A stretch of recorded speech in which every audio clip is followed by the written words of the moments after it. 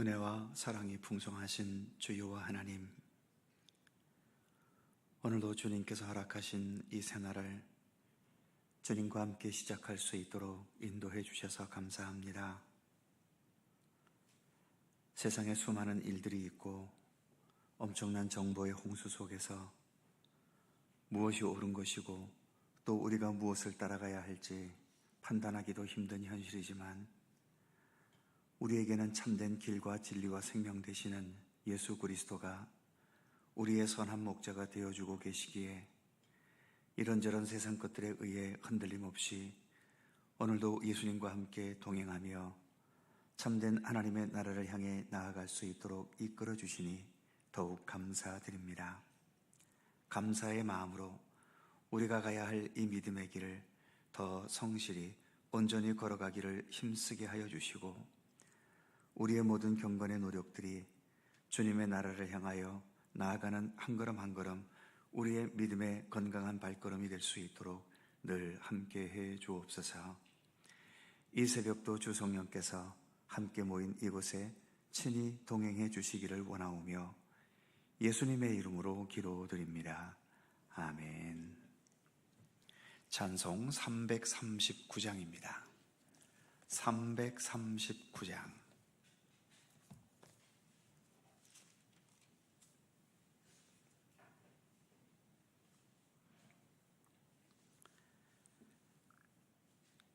(339장) 함께 찬송합니다. 내 주님 지신 십자가 우리는 안질까? 네게나 있는 십자가 내게도 있도다. 내 몫에 태인 십자가 늘 지고 가리다. 금혈유관을 쓰려고 저 천국 가겠네. 저수정 같은 길에서 멸유관 벗어서 주 예수 앞에 바치며 늘 찬송하겠네.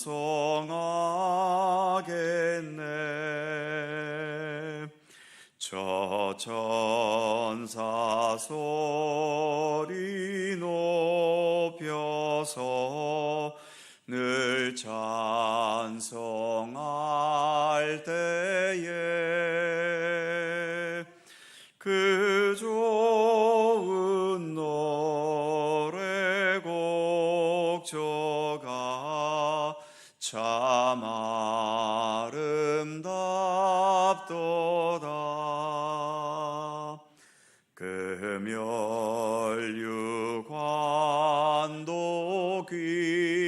귀하고 부활도 귀하다. 저 천사 내려보내사 날 영접하소서.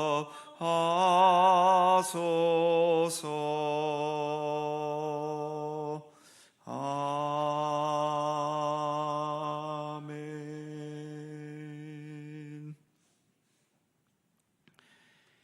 요한계시록 16장 1절입니다. 요한계시록 16장 1절에서 3절까지의 말씀입니다. 세 개의 절을 다 함께 한 목소리로 봉독합니다. 또 내가 들으니 성전에서 큰 음성이 나서 일곱 천사에게 말하되 너희는 가서 하나님의 진노의 일곱 대접을 땅에 쏟으라 하더라. 첫째 천사가 가서 그 대접을 땅에 쏟음에 짐승의 표를 받은 사람과 그 우상에게 경배하는 자들에게 악하고 독한 종기가 나더라. 둘째 천사가 그 대접을 바다에 쏟음에 바다가 곧 죽은 자의 피같이 되니 바다 가운데 모든 생물이 죽더라. 아멘. 이제 본격적인 일곱 대접의 재앙이 시작됩니다. 1절 말씀에 하나님의 진노의 일곱 대접을 땅에 쏟으라는 성전에서의 큰 음성이 있었다고 말하고 있죠. 이제 일곱 대접이 하나씩 쏟아지면서 여러 재앙들이 일어납니다. 지금 벌어지는 이 모든 재앙들은 하나님께서 최후의 심판으로 행하시는 재앙들인 거죠. 그러나 과거와 그리고 현재 이 세상에서 일어났거나 일어나고 있는 모든 재앙들이 다 하나님의 심판은 아닙니다. 지금도 여러 나라에서 지진이 발생하고 화산이 폭발하고 전염병이 창궐하고 대홍수와 대기근이 나타나고 폭염과 혹한이 계속 생기기도 하지요. 이로 인해서 죄 없는 선량한 백성들이 속수무책으로 재앙을 겪으면서 죽기도 하고 다치기도 하고 삶의 터전을 잃어버리기도 합니다.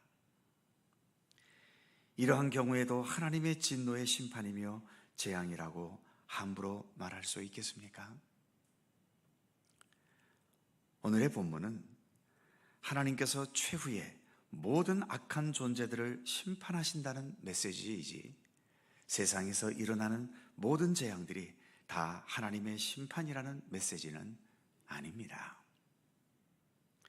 아직 최후의 심판은 임하지 않았지요. 그러기에 이 세상에서 일어나는 재앙 때문에 나라와 여러 백성들이 겪고 있는 고통을 하나님의 심판이라 여기면서 그냥 둘 것이 아니라 재앙과 어려움을 당한 그들을 불쌍히 여기면서 도움의 손길을 펼쳐야 하는 것이 마땅한 겁니다. 2절 말씀을 봅니다. 첫째 천사가 가서 그 대접을 땅에 쏟음에 짐승의 표를 받은 사람들과 그 우상에게 경배하는 자들에게 악하고 독한 종기가 나더라. 가장 먼저 대접이 땅에 쏟아졌습니다.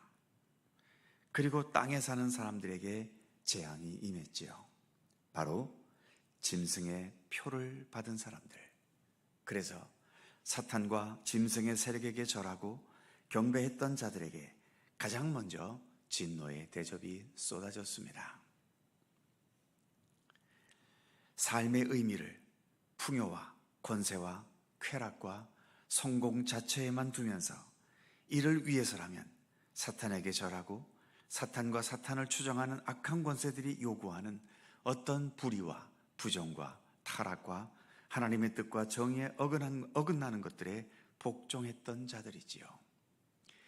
이로 인해서 그들이 세상에서는 쉽게 재물을 벌고 또 쉽게 권력을 얻었는지 모르지만 하나님께서 임하게 하시는 최후의 심판에 이들이 가장 먼저 진노의 대접을 받게 되는 것을 보여주고 있죠.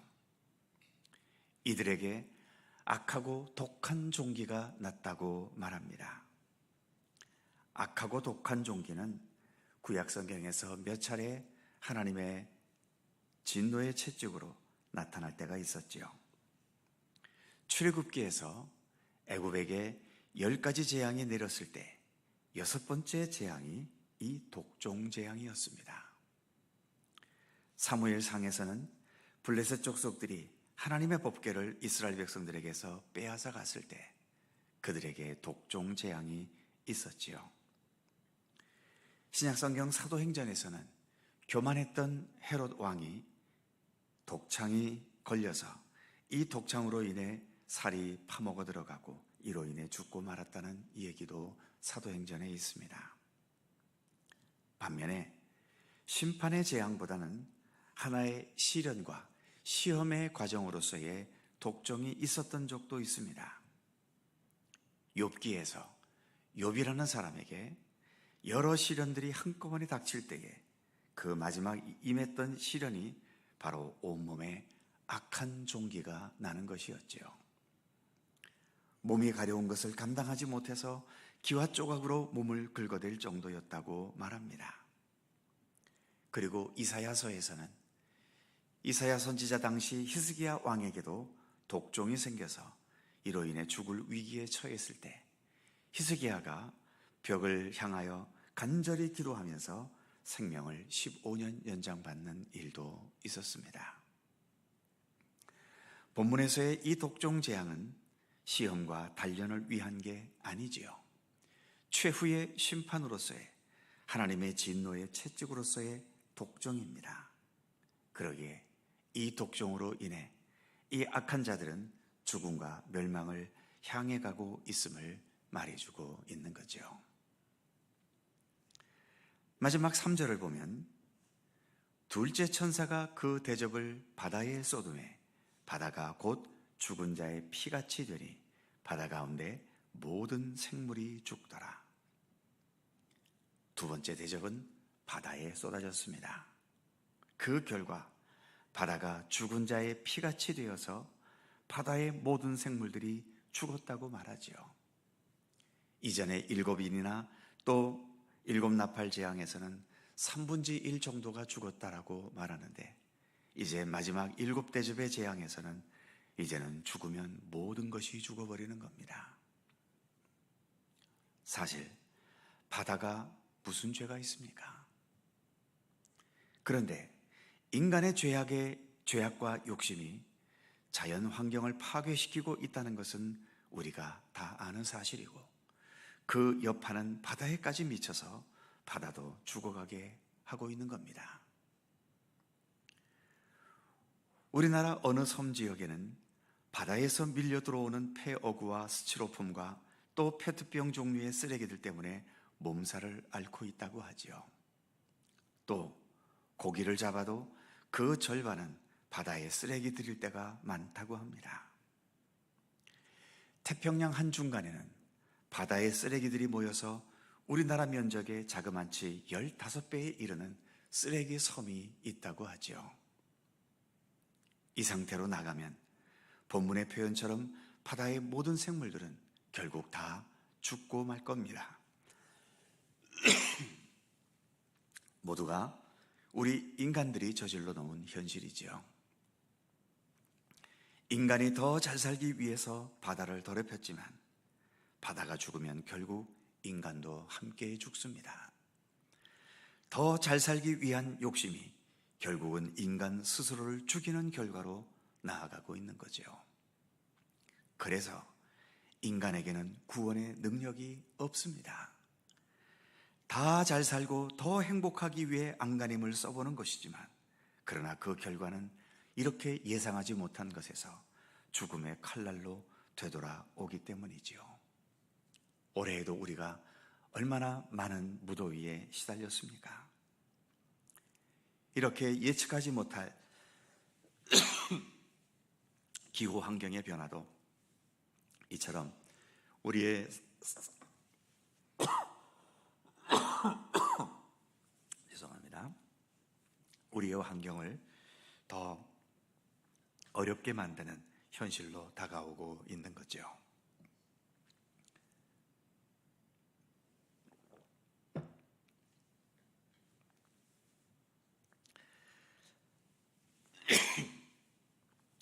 아담과 하와가 범죄해서 하나님의 저주를 받을 때도 인간만 저주받은 게 아니었습니다. 자연 환경도 함께 저주를 받았지요. 인간과 자연은 별개의 것이 아니라 함께 살아야 할 운명 공동체라는 거지요. 어떤 보수적인 목사는 교회에서는 환경 얘기 같은 거 말하지 말고 오직 복음만을 말해야 한다고 하는데 이런 주장들 때문에 교회와 그리스도인은 이기적인 존재라는 말을 듣게 되는 겁니다. 세상의 현실에는 관심도 없고 오로지 복음을 통해 자신들이 구원받는 것에만 관심이 있는 이기적인 존재라는 비난을 받는 거죠. 어쨌든 최후의 심판에는 자연이 파괴되는 현상도 동반됨을 본문은 말하고 있습니다. 하지만 최후의 재앙이 올 때 오더라도 우리가 이 세상 사는 날 동안에는 그런 재앙을 방지하는 삶을 살아야 하는 건 당연합니다. 첫째 재앙처럼 독종 재앙이 있다고 해서 지금 번지고 있는 전염병과 독종들을 그냥 내버려 둬야 되겠습니까? 하나님의 심판이라고 생각하며 전염병으로 죽어가는 자들을 그냥 둬야 되겠습니까? 그럴 수는 없는 거죠. 마찬가지로 바다가 죽는 심판이 있다고 해서 바다를 죽어가도록 내버려 두어서는 안 되는 거죠. 우리가 오해해서는 안 될 것은 하나님의 심판은 하나님께서 창조하셔서 멀쩡하게 살기 좋은 세상을 하나님께서 스스로 뒤엎어버리는 것이 아닙니다. 인간들이 쌓아왔던 죄악의 결과들이 나타날 것일 뿐인 거지요. 그것을 하나님께서 주관하시기 때문에 하나님의 심판인 겁니다. 그렇기 때문에 이런 심판들을 바라보면서 하나님이 무섭고 잔인한 분이라고 생각할 게 아니라 온전한 정의를 이루시는 분으로 우리는 이해해야 합니다. 하나님은 언제나 의로우신 하나님이십니다. 그러기에 하나님의 심판도 하나님의 정의로운 역사이며 또 주님의 정의로운 판단이신 거죠. 기도하겠습니다. 걸어가신 하나님, 이제 마지막 재앙인 7대접의 재앙이 시작이 되었습니다. 별로 기분 좋지 못한 내용들을 또 우리가 계속 읽어가야 할 텐데 왜 하나님께서 우리를 이렇게 우울하게 하시는가? 하나님께 책임을 돌릴 것이 아니라 이런 결과가 올 수밖에 없었던 우리 인간들이 행한 여러 가지 불의와 죄악과 불법과 하나님의 뜻과 정의에서 어긋났던 우리의 모습을 오히려 회개하는 기회가 되게 하여 주옵소서. 이렇게 독종 재앙이 임하고 자연이 망가지고 또 앞으로 7번째 대접에 이르기까지 여러 가지 재앙과 또 진노의 현실들이 나타나게 될 터인데 그때마다 우리의 부족하고 부끄러운 모습을 더 깊이 회개하게 하여 주시고 그런 진노 중에서도 여전히 하나님의 백성들을 바른 믿음의 길로 이끌어가게 하시려는 주님의 사랑과 은총의 손길을 우리가 인식하면서 오히려 감사와 찬양으로 더 견고한 믿음의 길을 새롭게 걸어갈 것을 다짐하는 우리들이 될 수 있도록 인도해 주시옵소서. 지금도 이 땅 모든 곳곳에서 최후의 심판은 아니지만 이처럼 여러 가지 재앙으로 인해 아픔과 고난을 겪고 있는 수많은 백성들이 있습니다. 때로는 우리도 그러한 생각지 못한 재앙으로 인해 여러 어려움과 위기와 아픔을 겪을 때도 얼마나 많습니까? 하나님께서 연약한 저희들을 더 긍휼히 여기시고 주님의 자비로 함께해 주셔서 어떠한 어려움, 어떠한 고통, 어떤 삶의 아픔이 있든지 그것에 의해 넘어지거나 쓰러지지 않게 붙들어 주옵시며 주님께서 결국 모든 것을 합력하여 선을 이루시고 하나님의 뜻, 하나님의 정의를 완성해 가실 것을 믿고 신뢰하면서 더 주님과 함께 참된 믿음의 길을 성실히 걷기를 힘쓸 수 있도록 오늘도 우리 가운데 함께 하시기를 원하옵고 기도합니다. 오늘도 새날을 주셔서 감사합니다. 주님과 동행하는 귀한 한 날 되게 하시고 오늘도 간절히 간구하는 우리 모든 기도 한마디 한마디마다 주님의 선하신 뜻 안에서 응답되도록 역사하여 주옵소서. 감사드리며 우리 구주 예수 그리스도의 이름으로 기도하옵나이다. 아멘. 하늘에 계신 우리 아버지, 아버지의 이름을 거룩하게 하시며 아버지의 나라가 오게 하시며 아버지의 뜻이 하늘에서와 같이 땅에서도 이루어지게 하소서. 오늘 우리에게 일용할 양식을 주시고 우리가 우리에게 잘못한 사람을 용서하여 준 것 같이 우리 죄를 용서하여 주시고 우리를 시험에 빠지지 않게 하시고 악에서 구하소서. 나라와 권능과 영광이 영원히 아버지의 것입니다. 아멘. 함께 기도하시고 자유롭게 돌아가시겠습니다.